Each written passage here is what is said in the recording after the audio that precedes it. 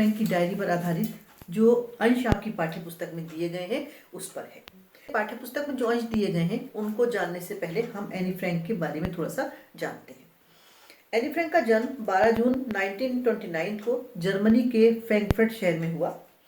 उसने नाजीवाद की पीड़ा को सहा। उसकी मृत्यु फरवरी या मार्च 1945 में नाजियों के यातना गृह में हुई।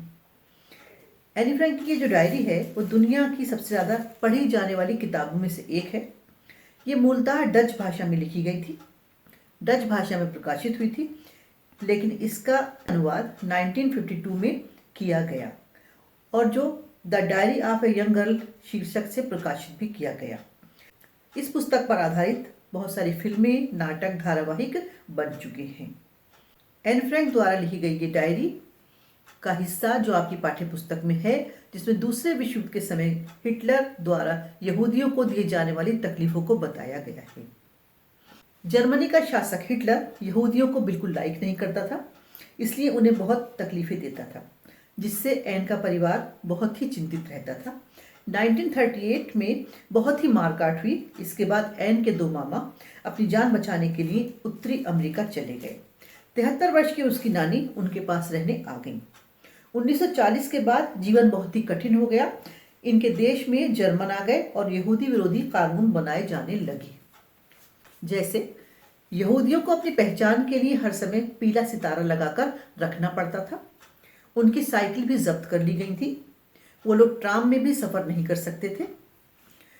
सफर करना तो दूर की बात है, वो उस पर चढ़ भी नहीं सकते थे। वे लोग केवल 3 से 5 बजे के बीच में ही खरीदारी कर सकते थे और केवल यहूदियों की दुकानों में ही जा सकते थे। रात 8 बजे से सुबह 6 बजे तक बाहर नहीं जा सकते थे। किसी भी मनोरंजन स्थल पर जाना उनके लिए मना था। स्विमिंग पूल, टेनिस कोर्ट या किसी भी मैदान में जा नहीं सकते थे। इसके अलावा अपने घर के लॉन या अपने मित्रों के लॉन में भी 8 बजे के बाद उनका बैठना मना था। अब हम बात करते हैं एन के परिवार के बारे में। एन के जो पिता थे वो एक ऐसे माता पिता के बच्चे थे जो बहुत ही धनी थे। उनके दादा माइकल फ्रैंक का एक बैंक था जिससे वो लखपति बन गए। वह एक सेल्फ मेड इंसान थे। उसके पापा का बचपन और जवानी बहुत ही अमीरी में गुजरा, यानी कि एन के पापा का बचपन और जवानी बहुत ही अमीरी में गुजरा। लेकिन दादा की डेथ के बाद सारा धन इधर उधर हो गया। इसके बाद सेकेंड वर्ल्ड वॉर स्टार्ट हो गई और हालात बहुत ही ख़राब हो गए। खाने में उन्हें सड़े आलू और कच्ची पक्की पालक से गुजारा करना पड़ता था। एन की बड़ी बहन मार्गोट को एएसएस से बुलावा आया, जिसके कारण अपनी बेटी को बचाने के लिए उनके घर के लोग गुप्त स्थान में रहने चले गए। गुप्त स्थान पे जाने के लिए उन्होंने बहुत सारा सामान कैरी किया, लेकिन सामान को वो दिखाकर ले जा नहीं सकते थे, इसलिए बहुत ही उलूल जलूल हरकतें करते। बहुत सारे कपड़े पहन लेते, बहुत सारे मोजे पहन लेते, जिससे वो बहुत ज़्यादा से ज़्यादा सामान दूसरे घर ले जाकर रख सके। एन ने भी अपने बैग में बहुत सारी चीज़ें भर ली, जिसमें एक डायरी जो उसे किसी बर्थडे पर उपहार में मिली थी। वहाँ पर रहने के लिए 2 परिवार आ गए, एन परिवार और वागदान परिवार, यानी कि एन के माता पिता और वागदान परिवार। ये उसके पिता का एक ऑफिस था। वहां पहुंचने पर पहले दिन उसकी माँ और बहन बहुत थक गई, जिससे उन्हें ठंडा खाना ही खाना पड़ा। शाम 4:30 बजे के बाद ही अंधेरा हो जाता था। बिजली खर्च नहीं कर सकते थे क्योंकि उसका भी एक कोटा था। एन का बताना है कि वहां पर एक मिस्टर डसेल थे जिनके पास पैरों से चलाने वाली दांतों की ड्रिल मशीन थी। वो बहुत ही अनुशासन प्रिय थे। वो हर समय एन के पीछे लगे रहते और उसकी माँ से उसकी शिकायत करते रहते थे। एन के पास समय बिताने के लिए कोई भी काम नहीं था, इसलिए वो राजसी परिवारों की जानकारी इकट्ठा करती और अपने बालों के नए नए स्टाइल बनाती, जिससे कि उसकी माँ उससे चिड़ी रहती और उसे डांटा करती। बल्कि एन का तो कहना यह है कि उसका कोई भी काम किसी को पसंद आता ही नहीं था। 13 जून मंगलवार का दिन था, 1944 की बात है। उस समय एन पूरे 15 वर्ष की हो गई और इस कंडीशन में भी जब वो किस परेशानी में रहा करते थे, एन की सालगिरह को हल्का सा सेलिब्रेट किया गया, जिसमें उसे पुस्तकें मिली, बेल्ट मिले, रुमाल मिला, दही, जैम, बिस्कुट, ब्रेसलेट और मीठे मटर, कुछ चीज़ें उसे उपहार में मिली। मौसम बहुत ही ख़राब हो चुका था और वातावरण भी ख़राब था, माहौल भी ख़राब था क्योंकि हमले चारों तरफ से जारी थे। एन अपनी कमियों को पहचानती थी और खुद को बदलना चाहती थी, लेकिन सब लोग उसको अक्खड़ समझते थे। वांगदान और डसेल दोनों उस पर हर समय आरोप लगाते थे और उसकी मां से शिकायत करने की कोशिश में लगे रहते थे। उसका एक दोस्त था पीटर, जो उसके पास आता था और दोनों बातें करते थे। एन बहुत दिनों तक बाहर ही नहीं निकली। वो प्रकृति को देखना चाहती थी। उसे चांद देखना अच्छा लगता था, उसे घूमना फिरना अच्छा लगता था, लेकिन उसकी सारी इच्छाएं यहाँ पर पूरी नहीं हो सकती थी। एन वैसे तो एक छोटी लड़की थी, लेकिन उसके जो विचार थे वो बहुत ही मैच्योर थे।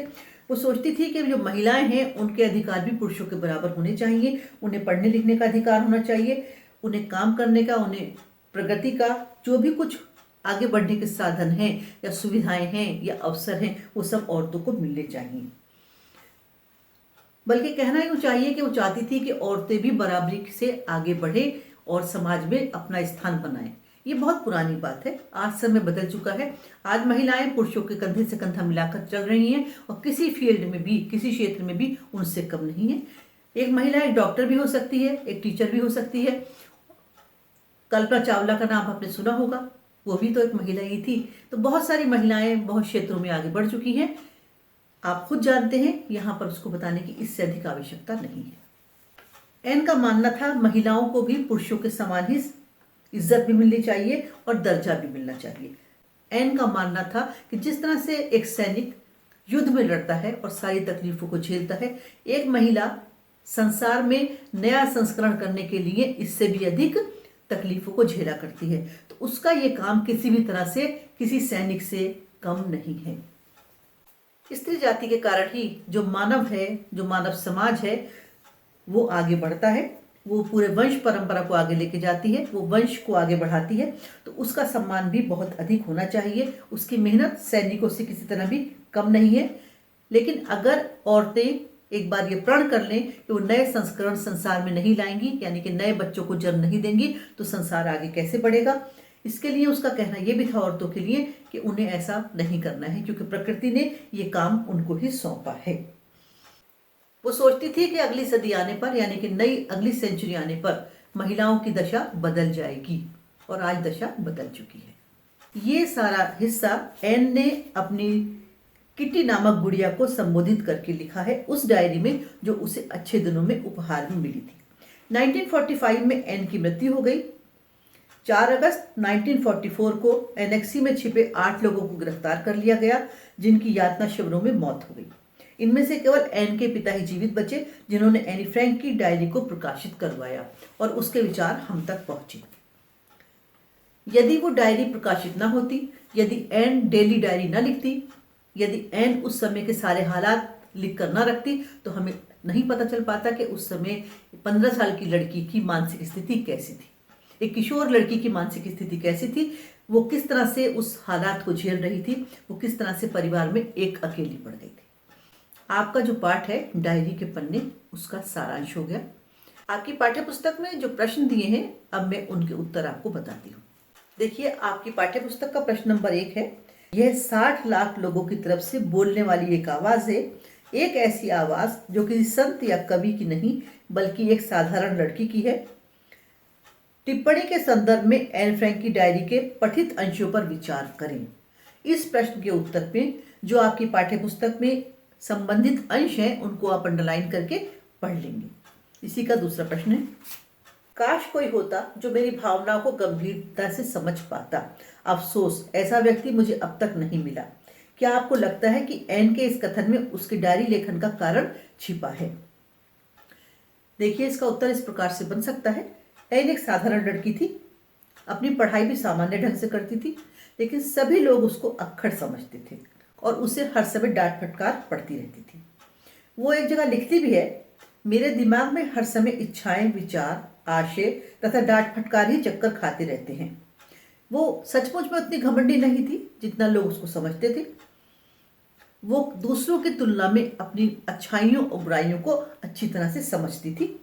एक स्थान पर उसने और लिखा है कि लोग उसे अक्खड़ समझते हैं, लेकिन वो सच में वैसी नहीं है, क्योंकि कोई भी उस एज का वहां पर नहीं था, इसलिए उसकी बात को और उसको समझ ही नहीं पाता था। इसलिए उसने अपनी भावनाएं किट्टी नामक गुड़िया के माध्यम से अपनी डायरी में व्यक्त की है। डायरी के पन्ने पाठ के आधार पर औरतों की शिक्षा और उनके मानव अधिकारों के बारे में एन के विचारों को अपने शब्दों में स्पष्ट कीजिए।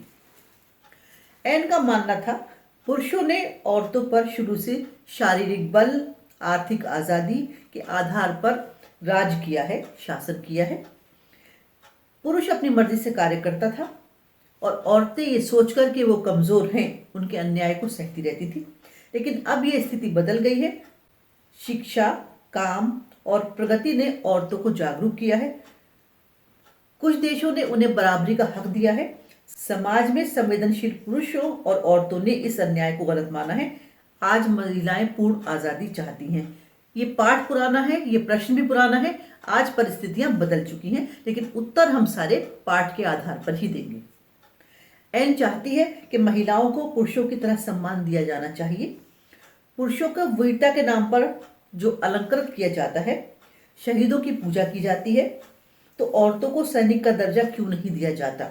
वीरों को जितनी तकलीफ युद्ध भूमि में होती है, उससे कहीं अधिक तकलीफ औरतों को संसार में बच्चों को पैदा करने में हुआ करती है। लेकिन फिर भी उनको उनसे कम क्यों आंका जाता है? ऐसा नहीं होना चाहिए। उसका मानना है कि औरतों के इस काम को सम्मान तो मिलना चाहिए, लेकिन औरतें ऐसा करना बंद कर दें, ये नहीं होना चाहिए। नेक्स्ट प्रश्न इसका है, डायरी के पन्ने पाठ के आधार पर बताइए कि एन की डायरी एक ऐतिहासिक दौर का दस्तावेज है।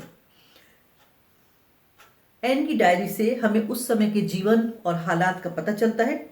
दूसरे युद्ध की जो घटनाएं थी, उसमें जो अत्याचार हुए थे, उसमें जो लोगों के निजी सुख दुख थे, वो सभी सब इसकी डायरी से हमें पता चलते हैं। यहूदियों पर क्या मुसीबतें आईं, उसका चित्रण उसने बहुत अच्छे से किया है।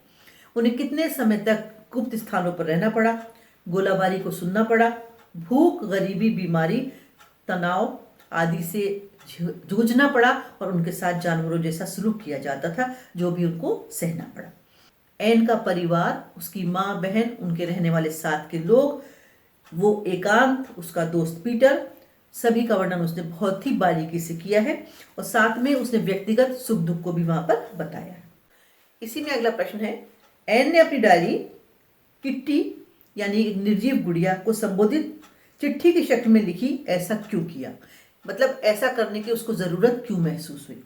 देखिए, इसकी सीधी सी बात यह है कि जब अपने मन के विचार, अपने मन की भावनाएं कोई किसी के साथ शेयर नहीं कर पाता, या किसी को अपने मन की भावनाएं, अपने विचार शेयर करने के लिए कोई मिलता ही नहीं है, या उसकी बात सुनने को कोई तैयार ही नहीं होता, तो उस चीज को व्यक्ति लिखकर एक्सप्रेस कर सकता है। और एन ने भी ऐसा ही किया। उसके मन में जो विचार उठते थे, उसके मन में जो विचारों को तूफान आते थे, उन सबको वो दूसरों से तो ना कह सकी, लेकिन उसने अपनी डायरी में उन सब बातों को लिख लिया और उसके पिता ने उसकी डेथ के बाद उसको प्रकाशित भी करवा दिया, जो हम तक पहुंची।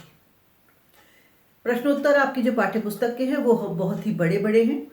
आप उनको याद करके उसके उत्तर बहुत सटीक लिखिएगा, यानी उत्तर सारांश रूप में आने चाहिए। बहुत अधिक बड़े उत्तर अपना अर्थ खो देते हैं।